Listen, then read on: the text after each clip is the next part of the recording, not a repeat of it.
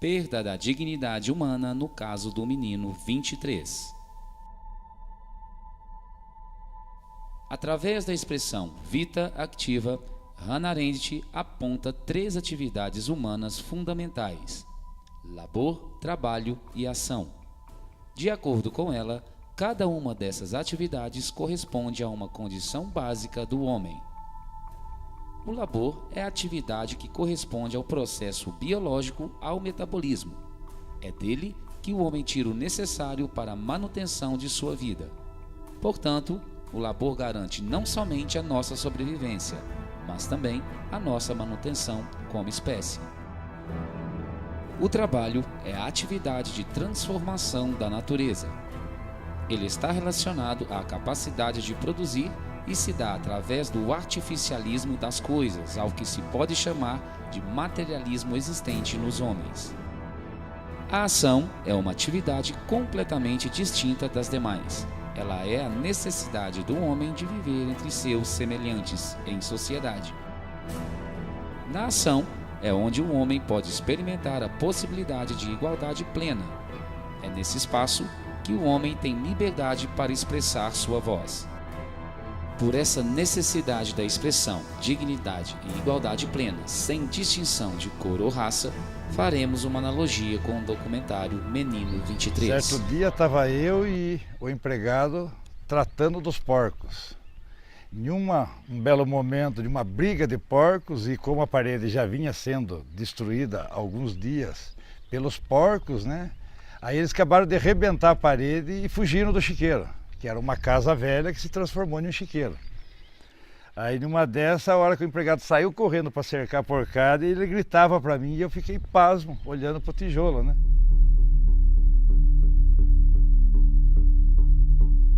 Um belo dia que a minha enteada estava tendo uma aula de história, ela comentou que na propriedade dela, no interior, tinha tijolos com a swastika nazista. Até então riram todo mundo, né?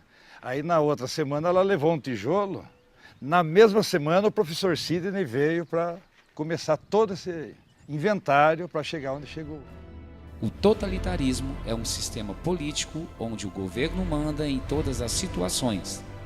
Ele não aceita qualquer interferência popular ou de algum outro tipo de administração. Não tem nada a ver com democracia. O regime totalitário faz que seu governante seja a única voz de comando e a autoridade máxima. O Brasil teve sua experiência totalitária durante o governo de Getúlio Vargas entre 1930 e 1945. Neste período, Getúlio Vargas deu o golpe, fechou o Congresso, ignorou a Constituição e passou a governar por si só. Esse tipo de regime também foi muito forte na Europa e no mesmo período que no Brasil. A União Soviética governada por Stalin, a Itália governada por Mussolini e a Alemanha por Hitler. Ele recolheu nós tudo num canto do quintal da gente brincar. Que lá era bola, bicicleta, patinete. Outros faziam a casinha para passarinho, isso aqui. Era de tudo. Aí ele mandou recolher nós, botou nós num canto tudo empilhado ali. Então naquilo tinha um passador, de nós dormimos no alojamento, né? A gente chama de passadiço, né? Eles ficavam lá em cima, lá com um saco de bala desse tamanho. Lá de cima o major, Oswaldo Rocha Miranda, pegar e jogar um punhado de bala. Assim, nós ia catar que nem galinha catando milho. Nós não sabia de nada. Então ele olhava ali apontando, André, põe esse pra lá. E aquele de lá põe pra cá. E assim foi. Ele apartou 20 da nossa turma. Ele disse, pois é, vocês vão lá para minha fazenda, vocês vão ver como é que... Vocês vão ver uma vida boa. Foi 2 carros de polícia lá para embarcar nós no carro e ficar lá na estação Dom Pedro II para pegar o trem. A dignidade da pessoa humana deve ser entendida como um direito que garante ao homem uma existência digna, baseado nos princípios da liberdade e da igualdade. A liberdade se torna essencial porque permite ao homem exercer plenamente seus direitos existenciais. O homem precisa sonhar, realizar suas escolhas, elaborar planos e projetos de vida, refletir, ponderar, manifestar suas opiniões.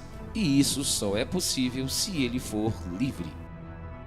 Já tinha 400 arqueiros localizados lá, já separaram para eles juntaram com nós, e daí nós ficamos tudo junto aí para uso e fruto. Só trabalhar para eles e mais nada. Carpir, arrancar praga de campo e tudo aí.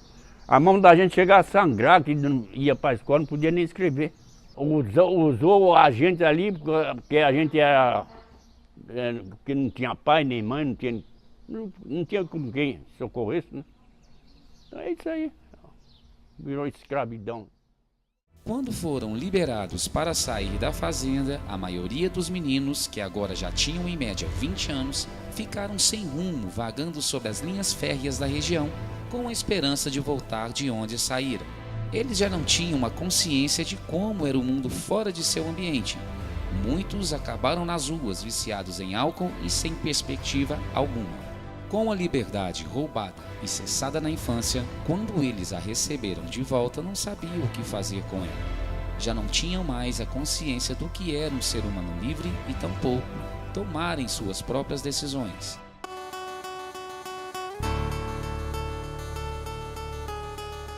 Tinha 3 irmãos, tinha a fazenda Santa Albertina, fazenda Santa Albertina, Cruzeiro do Sul e fazenda Doutor Retiro Feliz. Aquela fazenda cuidava de quê? De porco ali, né? Cuidava de um bolo tá de sereno, que era meu amigão. Eu gritava lá e vinha lá de longe correndo no portão. Comia o milho, cortava, sacudia o rabo, tirava o time. Como tinha gente que cuidava só de gado, outros cuidavam só de carneiro, outros cuidavam só de galinha. Agora para sair da fazenda é difícil. Já aconteceu sem ir para lugar nenhum. Já tinha um tutor lá para tomar conta de nós lá, um homem, um paraibano ruim. Ruim mesmo. Ele tinha uma vara de marmelo e uma palmatória aqui na cinta, com 5 furos. Se você errasse bem errado, vinha aqui para dar um bolo. Pá, o cara berrava daqui no Japão.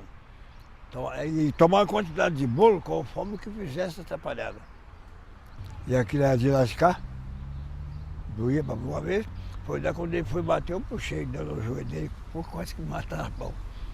E aqueles que batiam são comandados pelo dono da fazenda.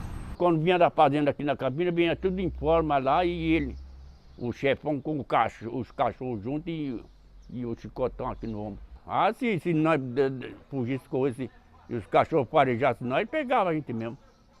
Ele tinha 2 cachorros, uma cachorra e um cachorro, ensinado já para... O nome da cachorra era Fiança e do cachorro era Veneno. Ele só falava lá, o cachorro ia lá, trazia nós de lá e botava junto com os outros. Foi num dia que eu notei assim, eu digo, eu vou cair fora desse negócio. Quando eles pensaram que eu estava lá, eu peguei um caminhão que passou por ali, foi embora, vim para Jeremílio, conhece, né? Lá em Jeremílio, fiquei lá, quando apareceu eu me escondia. Quando apareceu o trem, eu pô, Sorocaba. Ah, caí fora. Caí fora. Por quê? Ficar ali toda a vida, a cabeça ajudou, alguém me ajudou, né? Ficar lá fazendo o quê? Não, assim aventurei, me dei bem, eu sofri um pouco, né? Fui um pouquinho devagar, não estou aqui. Que ele ficasse naquela vida, ela tá louco. Não dá. Tem muitos deles que já morreram, tem muitos deles que sofreram, tem muitos deles que ficaram loucos, porque voltar de papo. Fui caçar, a primeira botina foi com 16 anos. Tempo aqui giava para valer mesmo. A gente pisava naquela giara e ia derretendo, chegar a dormir, o pé da gente não aguentava. Dinheiro era difícil. A Constituição vigente no Brasil diz no seu preâmbulo: nós, representantes do povo brasileiro, reunidos em Assembleia Nacional Constituinte para instituir um Estado democrático destinado a assegurar o exercício dos direitos sociais e individuais, a liberdade, a segurança, o bem-estar, o desenvolvimento, a igualdade e a justiça como valores supremos de uma sociedade fraterna, pluralista e sem preconceitos, fundadas na harmonia social e comprometida na ordem interna e internacional. Com a solução pacífica das controvérsias, promulgamos, sob a proteção de Deus, a seguinte Constituição da República Federativa do Brasil. Quando chegamos aqui, o fardamento do entregalime era uma calça branca, uma camisa verde com um emblema aqui e outro aqui. Não foi, era verde, negócio de alemão. Só para vestir sábado e domingo. Para dia da festa da fazenda, que vinha os fazendeiros, que era 3 fazendas, né? O baile fazia, o doutor Sérgio fazia dentro da cocheira do gado lá, o gado acostumava, porque quando era dia de levar na exposição não dá trabalho. Isso aí, ó. Essa marca aqui, ó, era o emblema do nazismo. Sabe disso, né? E aqui nenhum deles tiveram documento. Eles eram chamados por números. Na primeira turma, o meu número era 7. Daí foi por escala, tamanho. Aí fui para 23. Nunca era chamado Aloísio, seu Aloísio. Ou 23, ou negro, o 23. Era o termo que usava com eles. Encontrava sinal e... Era um sinal, é. E não era proibido não, depois foi com o Getúlio Vargas proibiu, né? Essa é a noção do alemão na época, lembra, né? Era bom dia. Como é que é falar bom dia? Tá dizendo Aue. Eles aí ajudaram a fazer o ginásio, clube, essas coisas. Apesar de que a escravidão tenha sido abolida 50 anos antes, em 1888, a população ainda aceitou tais atos, mostrando que houve e ainda há racismo no Brasil. Imagens de arquivo, documentos e fotografias deixam evidentes que a sociedade da época acreditava que o trabalho escravo ainda era o normal, porém, essa prática era crime previsto na Constituição da época.